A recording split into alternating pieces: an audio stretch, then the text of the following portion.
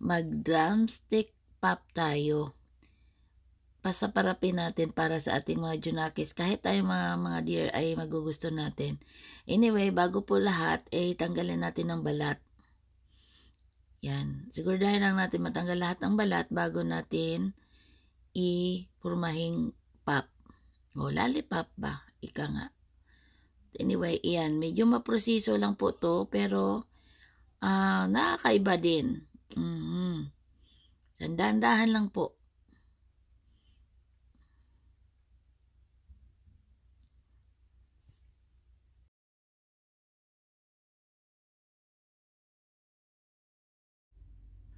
So, ayan na ang itsura niya pagka na gawa na natin.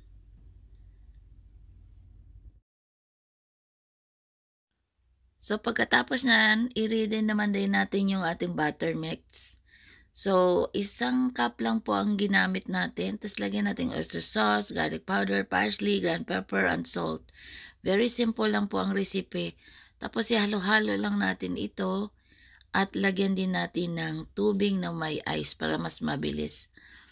Yan, pwede lang ice lang ilalagay pero tatagal tayo dyan. Pero anyway, ayan, ihalo-halo lang natin hanggang ma-mix all the ice in ating butter mix.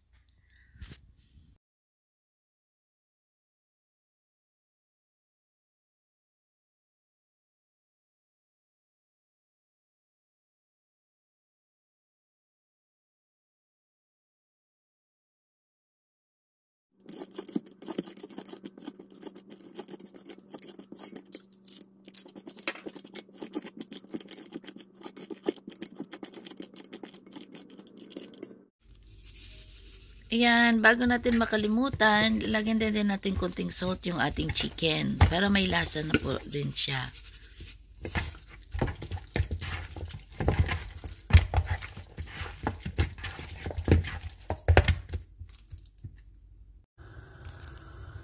So, yes, of course, pagkatapos lahat ng pag-mix natin ng ating mixture, ilagay na natin yung ating pop. Ayan. Mixture lang natin na coat lahat yung isang buong pop natin ng butter mix para mas masarap.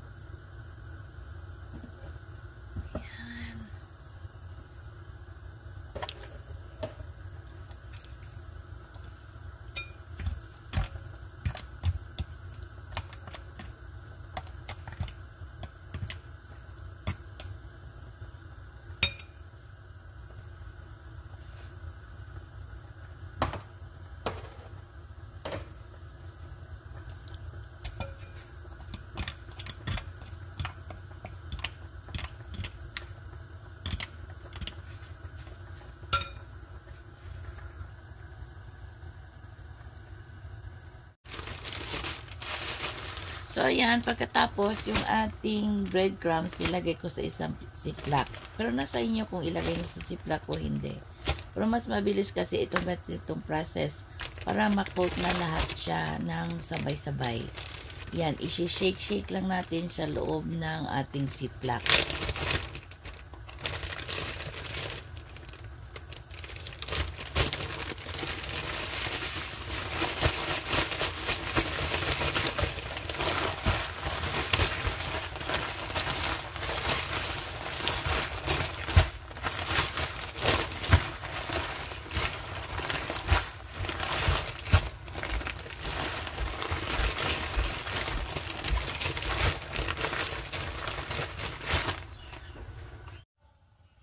So, after natin na-coat na lahat, ready to fried na siya.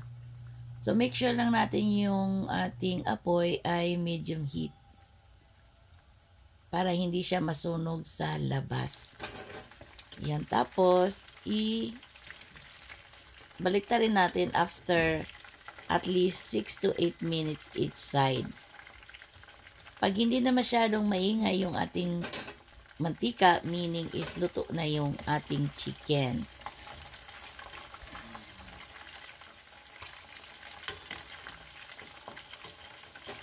Ayan na mga dear. Lutuin lang natin yung ibang chicken natin at the same process.